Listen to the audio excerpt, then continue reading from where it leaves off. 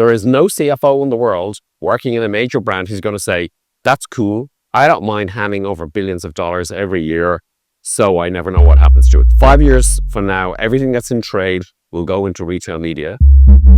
Hello and welcome to Retail Media Cam, the podcast that gets you a backstage pass to what's really going on in the retail media industry. Hosted by James Taylor, CEO and founder of Particular Audience. In each episode, we'll explore the strategies and emerging technologies shaping the future of retail media. And here's the best part. You'll hear it all straight from the source. Recorded live at the world's leading retail conferences, from NRF to grocery shop. We'll tap into the energy of the show floor, where the biggest names and brightest minds in retail come together. Think influencers, analysts, and the top executives and innovative founders who are pushing the boundaries of what's possible in retail media. We'll capture that excitement and bring it straight to your headphones. On this podcast, you'll get exclusive interviews with industry luminaries and thought leaders, insights on launching and scaling retail media networks, what works, what doesn't, and the biggest pitfalls to avoid. Behind-the-scenes access to the latest AI-driven technologies transforming the space. Deep dive into why there is an industry-wide shift toward AI, automation, and hyper-personalized experiences with actionable insights you can take back to your business. Brought to you by Particular Audience, the AI-first retail media platform. Retail Media Cam helps you stay ahead in this fast-moving industry. If you want to adapt, lead, and win in retail media, this is the podcast for you. So let's dive in. We have Colin Lewis at How the are booth. you, James? Good to see you again. Thank you so much for coming on.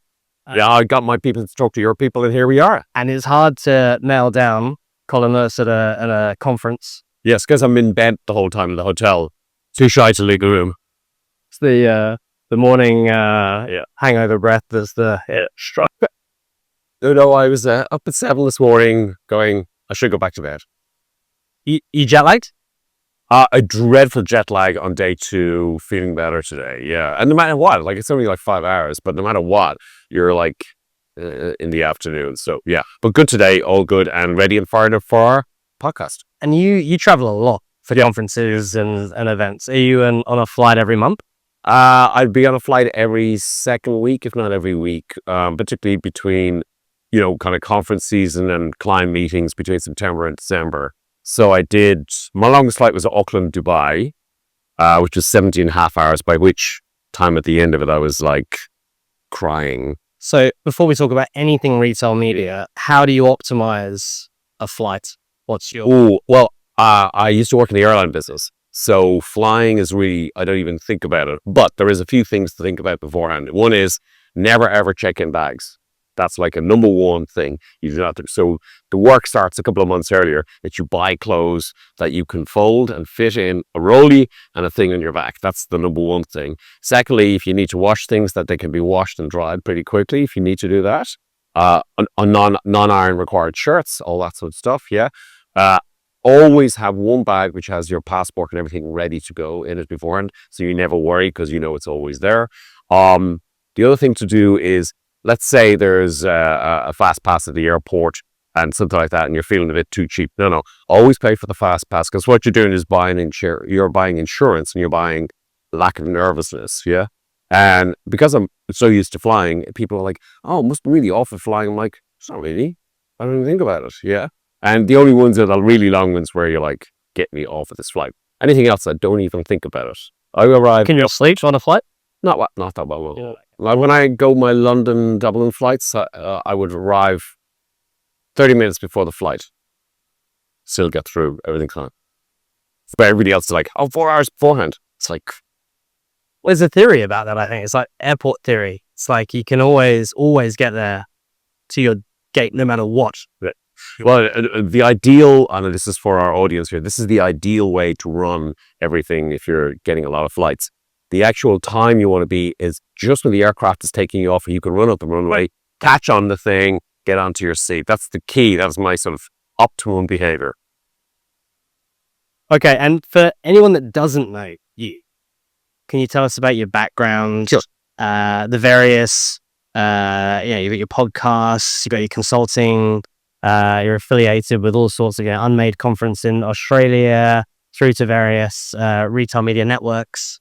Sure, I'll do that, yeah. So if you ask me what I do, I'll say I'm a career marketer by trade.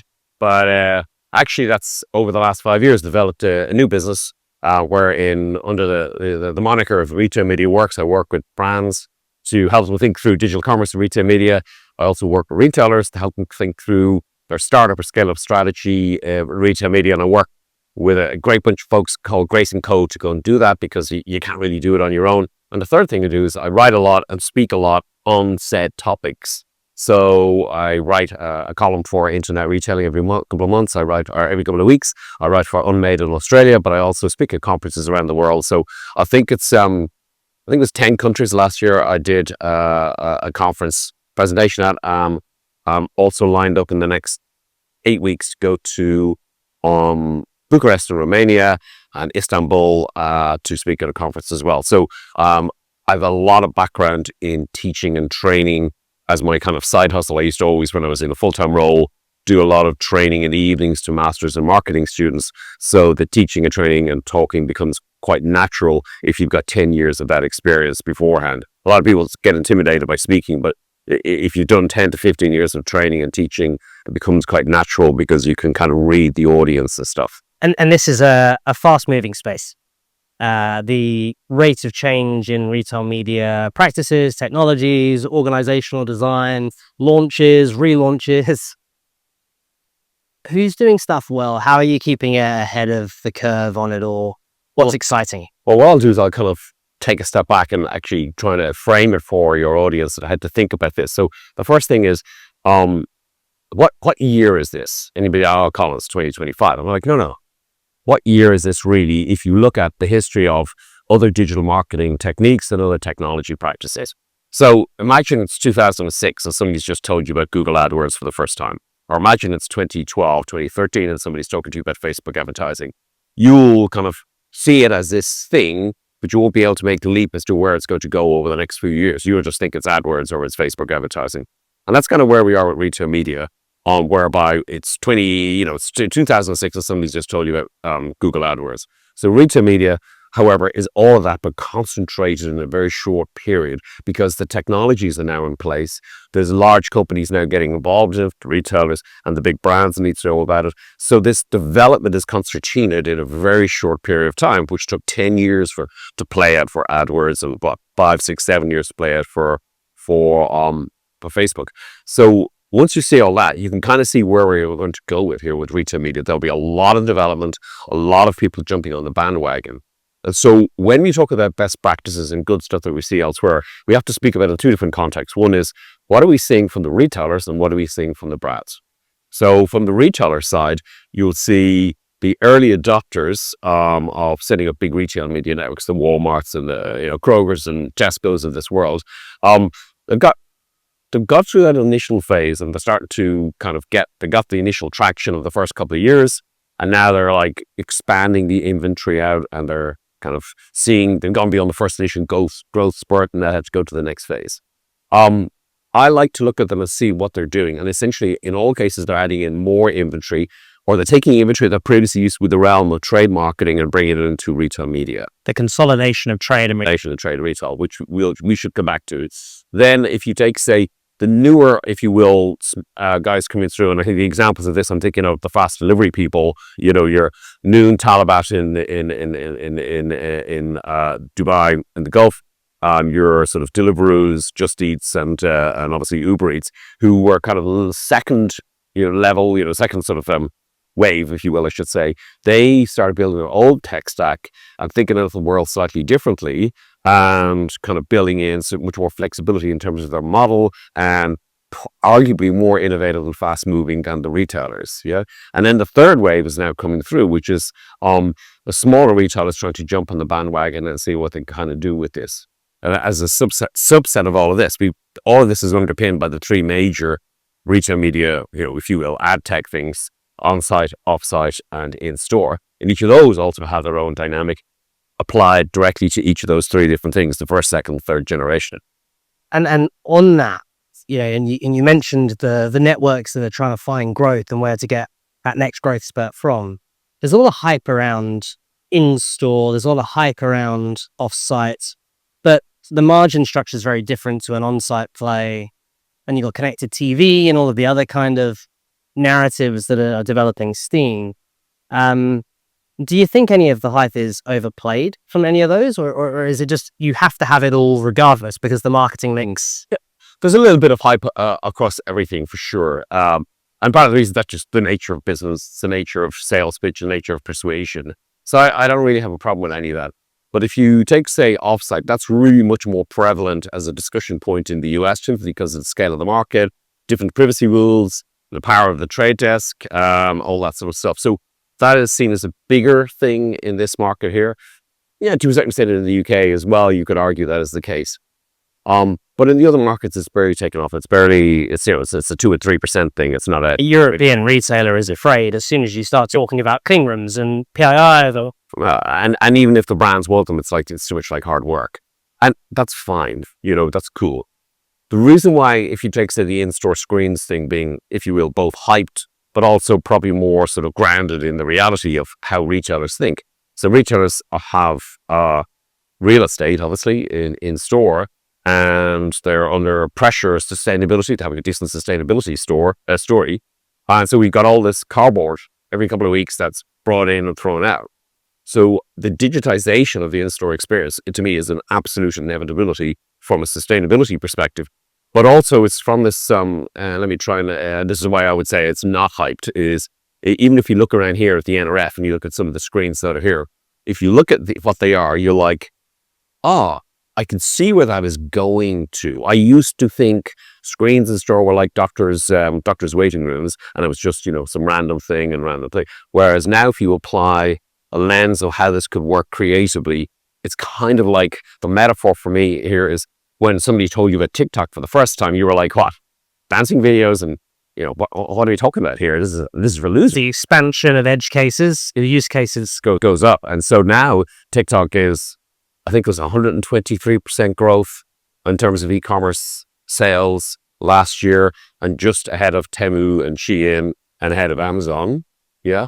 And the screens, mobile phone screen kind of layout of that is now forcing ad agencies and brands to think about creative that works in that context. But the driver is TikTok. So I believe the screens in store will also essentially herald a new realm of creativity for brands. I think I saw you post on LinkedIn some time ago, maybe about Tesco and the sort of how amazing all of the different type of screen formats and the brand occupying. Oh, it was Senkosu in Latin America. It was incredible. Oh, it was incredible. The moments where the light goes on, and like I'd already been passionate about it, and my colleagues have a pop at me over this. Oh, you're always going on about this. But there I was in Cencosud in Chile, in Latin America. We got the spectacular store called Jumbo, and in it there's obviously an alcohol section, and you go to the alcohol section, and in the midst of the gin section, there's this beautiful meter by half liter ad screen where you're like, okay, this is, if you're a tonic seller, this is the only place you need to be. Yeah, and it was beautiful. It was very compelling. You were not looking at it from a perspective of some piece of cardboard. You could see how any form of storytelling would work beautifully in that context. With obviously the targeting and data benefit that you can, measurement you can have online, where do you see the in-store screen measurement piece playing? So we've got, obviously, as you say, the story whereby online measurement and the close-up measurement is the key. But behind the scenes, talking to a lot of vendors, and actually I'm doing a project with a retailer right now on in-store measurement, that's where the next kind of gold rush of money will come in. There's so many startups trying to chase the space. I also know some of the screen vendors have some of this technology built into what they're doing. Actually, what's going to happen is they're all going to go back to the IAB standards that matter in their local market and map back to them. That's what you kind of have to do. Now, there are issues that are going to occur around privacy. There'll be querying from the brands. That will be a bumpy road over a couple of years. Does it depend on loyalty? Does it depend on an authenticated user? In theory, it does. But again, we're looking for perfection when we say that. Like I need to see, yeah, it's this, young, attractive man, who is the target market for this particular product, yeah, rather than, lipstick and it's a woman who's like 40 or whatever. But actually, for the most part, almost all targeting doesn't do that anyway. If you take, say, television, when you buy television, the audiences are pretty lame. It's just generic audiences. It's super broad, very difficult to get a target audience. So I think there's a little bit of over egging on that in terms of expectations. So if you take, say, I've got generic groups of audiences and I can maybe pick a sort of an avatar of very attractive young men kind of thing, that's kind of good enough for where we are. And I think we are getting to that pretty quickly, but it'll be less sophisticated because it doesn't need to be super sophisticated, because even in all the other channels, we're not finding that level of sophistication in terms of audiences. True. So, as you said, you consult with various retail media networks. Lots more retailers are still thinking about how to do this. What would be your advice on how they could just get started? It's great. It's a super question. I had a breakfast meeting this morning where we were discussing at this very point. So, the first thing is if the retailer wants to get to money sooner rather than later. So sometimes they simply think in terms of what we need to do is get the technology in now. And in fact, that's kind of not quite what we want to do. What we want to do is go and say, what are our assets? Because we know retail media is on-site, off-site, in-store. What do I need to do in terms of organizational setup? Because essentially retail media isn't about technology. It's about change management, thinking through what the organization needs to do to make this happen. So the champion, which is typically there is a champion in the organization, needs to go and say, right, who do I need to line up? Who do I need to, if you will, dangle the carrot of this retail media revenue that's going to come in? Then make the selection around technology that maps to what their capability is. So it could be screens, it could be on-site, it could be whatever. Then as they're doing it, they've always got a parallel track of how are we going to make the ad tech work? How do I bring people on board? How do I get trade marketing on board? How do I ensure that my brands are on board? Do they have money to go and do it? Is it going to come from their brand budget or the trade budget? So the starting point is like, what are you trying to do and what assets have you got in place already? And without naming names, can you give an example of an org structure that has been absolutely fantastic for unlocking retail media dollars, and perhaps an organizational structure that has really acted as a bottleneck or a friction point? Well, yes, I can give that. The best ones in class, and I'm including in Australia in this, okay, are those who recognize that the retailing media business is got the word media in it, and they recognize that in order to sell media, they need to think like a media business, or sometimes the word used is a publishing business. Now, I don't like to use publishing business because it's a bit too fancy and might scare people. There's retailers and retailers. But we're getting into the world of media. When I manage media salespeople, they were a different beast to almost anybody else that I've managed in my career. It's completely new muscle for many retailers. Yeah. So the starting point, and actually I might have should have said this in my previous point, is you're in the media business. So the best guys who go and do that from day one, and they go, right, I have to put a line in a budget, or I have James working initially as my front of house person who's doing the initial calls. Then I will have to move that to the next step, which is hire a media salesperson, somebody who knows the package, who understands the agencies, who has the contacts or whatever. Funnily enough, one of the better ones I've seen has been in Eastern Europe, where one of the vendors is realized that none of the retailers were able to hire salespeople, so they hired their own salespeople and sell it on their behalf. So that's amazing practice, very, very entrepreneurial. The ones that I haven't seen as well is where they've left it within a silo of, say, the person who's the head of e-commerce, who has to spool up the retail media business and actually do the selling and so on. And part of the reason why they thought like that is that you can see at a very senior management level, they kind of understand it, but they want to see the dough this quarter. They don't want to see the dough in 2 years' time. Driving ad demand is very different from just improving or adding functionality to a website. Yeah, feels like that they're focused on conversion and cash rather than actually I've got to do some demand creation in the future. And so it's a parallel track. And retailers have got low margins. Long-term thinking is not really an option where you got to actually trade and you're judging your trade per day. Yep. And final question on that, because I know you got to go, is where you have a retail media launch, there is this legacy trade. And even if you have this media sales team, is there always invariably going to be some cannibalization of trade? How should a retailer think about that? And why is it worth doing? So I have a strong point of view on this. Okay. Over the years, we have developed, what I call the Fab Four, which is obviously brand marketing, trade marketing, digital marketing, and shop marketing. And that's cool. We need those in each brand, and specialization evolved as a result of that. That's also cool. Challenge with retail media, it works across each of those because it's a bit of every one of those: brand, shopper, trade, and digital. Okay. So the issue with trade marketing is, for a long period of time, it has essentially been a transfer of money from one pot to another, to the brand and to the retailer, where the retailer is getting the money and not giving any sort of measurement results for anything related. Very opaque. And, I have a very simple and unbeatable theory on this.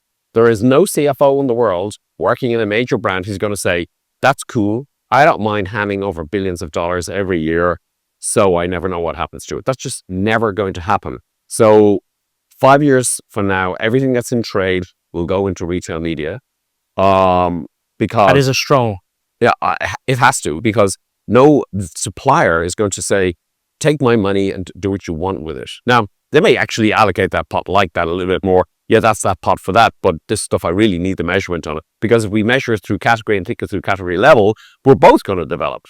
Yeah, I think to support that as well, as I've heard and sort of agree with the argument that if trade marketing is a brand divulging or moving cash to the retailer in one format or another, ultimately price increases will occur if they can't be proven on incrementality. Retail media, you have the opportunity to really measure an uplift and show the impact. The incrementality piece is something that obviously CFOs can understand, because if you want to talk about the world of the language of marketing effectiveness, which is obviously a big theme, particularly in Europe and Australia, the language of marketing effectiveness, how brands grow and so on, you're looking for always acquiring new customers. So if you then go to your CFO and say, it's spending all this money on this thing, but I actually don't know if I'm acquiring new customers to fill the leaky bucket of customers that are falling at the far end.